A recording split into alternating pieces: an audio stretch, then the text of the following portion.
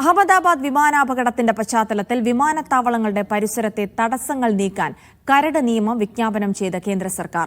ഉയര പരിധി ലംഘിക്കുന്ന കെട്ടിടങ്ങളും മരങ്ങളും വേഗത്തിൽ നീക്കം ചെയ്യാൻ അധികൃതർ നടപടി സ്വീകരിക്കണം.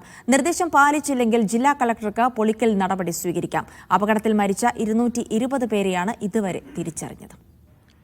വിമാന ദുരന്തം നടന്ന 8ാം ദിവസവും അഹമ്മദാബാദ് സിവിൽ ആശുപത്രിയിൽ മൃതദേഹങ്ങൾ തിരിച്ചറിയാനുള്ള നടപടികൾ പുരോഗമിക്കുകയാണ്.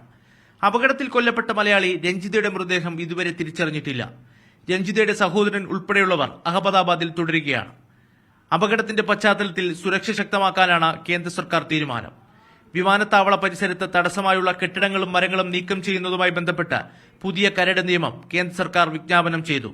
കെട്ടിടങ്ങളുടെയോ മരങ്ങളുടെയോ ഉടമകൾക്ക് നോട്ടീസ് ലഭിച്ചാൽ 60 ദിവസത്തിനകം ഘടനയിൽ മാറ്റം വരുത്തണം.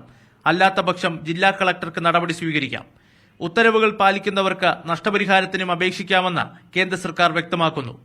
അതേസമയം എയർ ഇന്ത്യ വിമാനത്തിന്റെ ബ്ലാക്ക് ബോക്സിന് കേടുപാടുകൾ സംഭവിച്ചുവെന്നാണ് റിപ്പോർട്ട്. ബ്ലാക്ക് ബോക്സിലെ വിവരങ്ങൾ വീണ്ടെടുക്കാൻ അമേരിക്കയിലേക്ക് കൊണ്ടുപോകുന്നതുമായി ബന്ധപ്പെട്ട ചർച്ചകളും പുരോഗമിക്കുകയാണ്.